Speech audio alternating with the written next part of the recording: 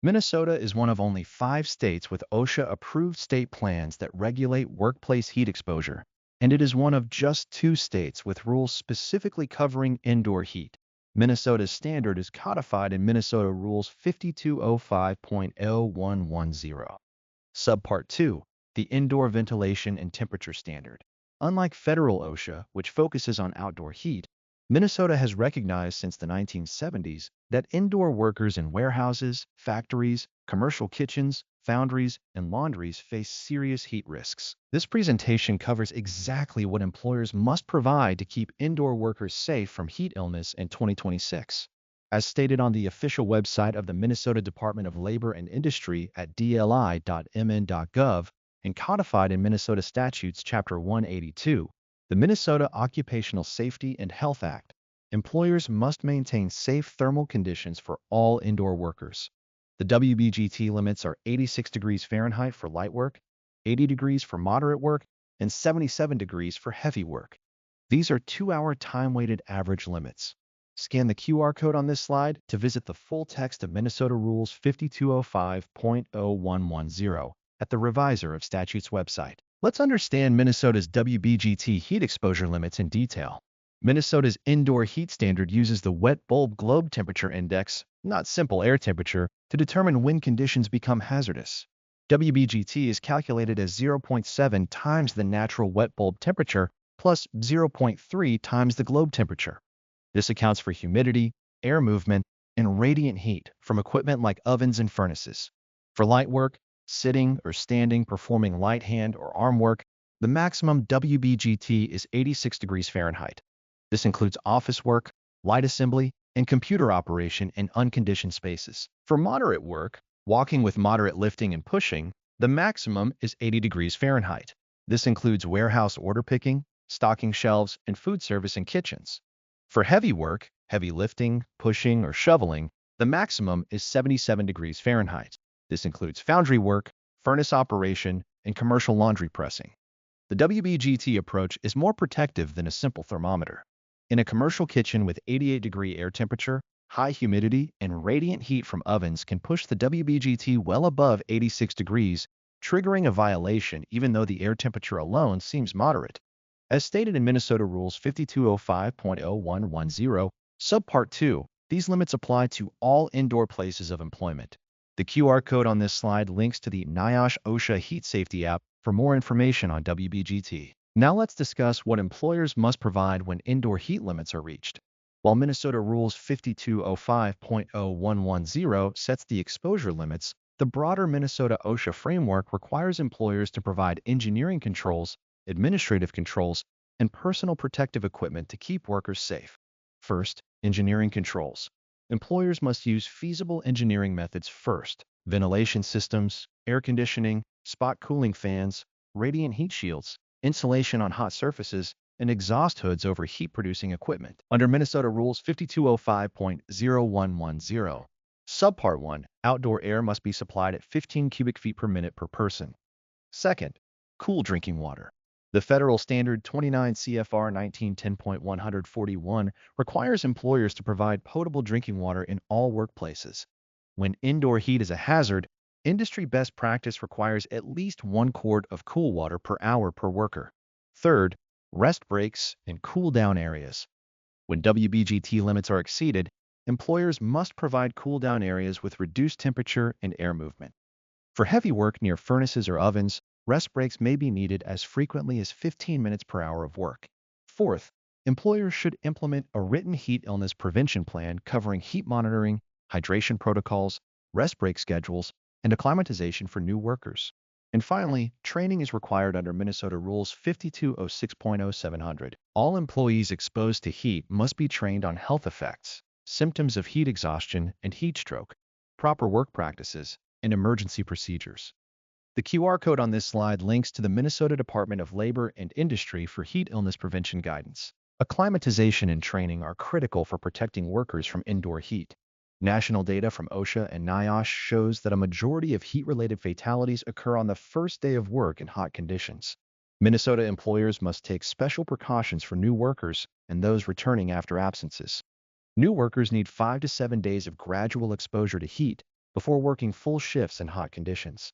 Returning workers who have been away for 14 days or more need a reacclimatization period.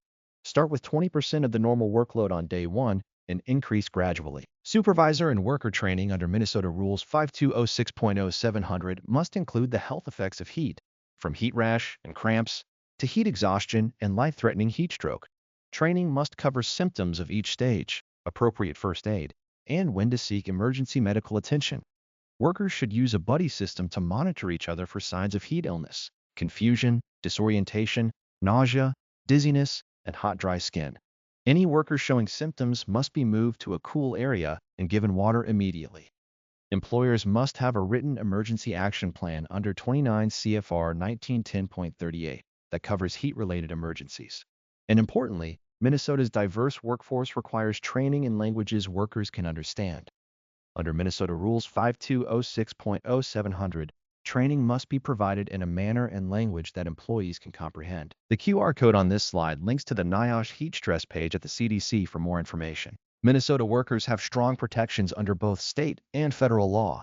If your workplace is too hot, you have the right to request cooler conditions, report hazards, and refuse unsafe work, all without fear of retaliation. First, you have the right to a safe workplace. Under Minnesota Statute Section 182.654, every employer must furnish a place of employment free from recognized hazards that cause or are likely to cause death or serious physical harm, including excessive indoor heat. Second, you have the right to report violations confidentially. You can file a confidential complaint with Minnesota OSHA at dli.mn.gov.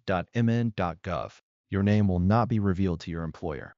Third, you have the right to refuse unsafe work. Minnesota workers have the right to refuse to work in conditions that pose an imminent danger, including extreme heat that could cause heat stroke. Fourth, you have the right to training and information. Under Minnesota Rules 5206.0700 and the Hazard Communication Standard, you have the right to training on workplace hazards, including heat stress, in a language you understand. And fifth, whistleblower protections are strong. Under Minnesota Statute 182.669, it is illegal for your employer to fire, demote, suspend, or discriminate against you for exercising your rights. If retaliated against, you have 30 days to file a complaint. Remedies include reinstatement, back pay, and damages. The QR code on this slide allows you to file a complaint with Minnesota OSHA directly. Certain industries face significantly higher risks from indoor heat. Understanding which environments are most dangerous helps both employers and workers prioritize protections. First, warehouses and distribution centers. Even in Minnesota's cold winters, warehouses can become dangerously hot in summer months, especially those with limited insulation, dark roofing, or high bay metal construction. Workers performing order picking, loading, and restocking often do moderate to heavy work that pushes WBGT toward or past the 80-degree limit.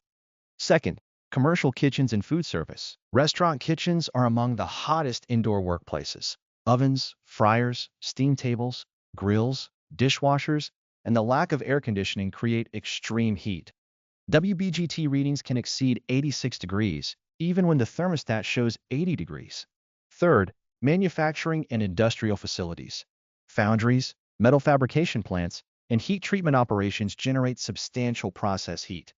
Workers near furnaces or autoclaves face radiant heat that significantly elevates WBGT. Fourth, laundries and dry cleaning. Commercial laundries combine steam-heated equipment, dryers, and high humidity. Workers face consistently elevated WBGT levels throughout their shifts. Fifth, bakeries and food processing. Industrial bakeries generate heat from ovens, cookers, and steam kettles. Workers may need to wear additional PPE that further traps body heat. The QR code on this slide links to the OSHA Technical Manual section on heat stress for more detailed industry guidance. Let's compare Minnesota's indoor heat standard with federal OSHA and other states. Minnesota is one of only 5 states with OSHA-approved state plans that have specific heat standards. California has the most established standard since 2005. Washington has an outdoor standard since 2008. Oregon adopted its standard in 2022. Colorado adopted an agriculture-only standard in 2023. And Minnesota has had indoor heat protection since 1975. What makes Minnesota unique is that its standard is indoor only, and uses WBGT-based limits rather than simple temperature thresholds. Federal OSHA proposed a national heat standard in 2024 under docket OSHA 2021-009. The proposed rule focuses on outdoor work with 80 and 90-degree dry bulb triggers. It does not include WBGT-based limits for indoor work like Minnesota's rule does. This means federal adoption would create a separate outdoor standard, while Minnesota's more protective indoor WBGT standard would remain in effect. As a state plan, Minnesota OSHA enforces both state-specific standards and federal OSHA standards. For indoor heat, Minnesota's WBGT limits under 5205.0110 are the controlling standard. The QR code on this slide links to the federal OSHA heat standard rulemaking page. Non-compliance with Minnesota's indoor heat rules carries serious consequences. Minnesota OSHA actively enforces these rules through workplace inspections, complaint investigations, and targeted enforcement. A serious violation, when an employer knew or should have known about a hazardous indoor heat condition, carries a maximum penalty of $15,625 per violation. A willful or repeat violation, when an employer intentionally disregards the rules, carries up to $156,250 per violation. Minnesota OSHA targets industries with high heat risk for inspections, especially during summer months. Warehouses, food processing facilities, foundries, and commercial kitchens are frequently inspected. Any workplace death from suspected heat stroke triggers a full investigation. Employers found at fault face maximum penalties and potential referral for criminal prosecution under Minnesota statutes. Section 182.666. Worker retaliation complaints are also taken seriously. Under Minnesota Statute 182.669, an employer who retaliates can be ordered to reinstate the worker with back pay punitive damages, and face additional OSHA penalties. The QR code on this slide links to Minnesota OSHA penalty information. Let's summarize the key takeaways about indoor heat safety in Minnesota. First, the WBGT limits under Minnesota Rules 5205.0110 are 86 degrees for light work, 80 degrees for moderate work, and 77 degrees for heavy work. These are 2-hour time-weighted averages that account for humidity, air movement, and radiant heat. Second, employers must provide engineering controls, cool drinking water, rest breaks in cool-down areas, written training, acclimatization plans, and emergency action plans. Third, high-risk indoor workplaces include warehouses, commercial kitchens, foundries, manufacturing plants, laundries, and bakeries, anywhere with heat-generating equipment or physically demanding work. Fourth, workers can file confidential complaints with Minnesota OSHA at dli.mn.gov without fear of retaliation. Retaliation is illegal under Minnesota Statute 182.669. And fifth, Minnesota is one of just 5 states with specific heat standards and the only state with an indoor-only WBGT-based standard that predates the modern heatwave era. As global temperatures rise and federal OSHA moves toward a national standard, Minnesota's indoor heat protections serve as a model. For educational purposes, consult a Minnesota employment attorney for specific legal advice. Scan the QR codes throughout this presentation to access the official sources.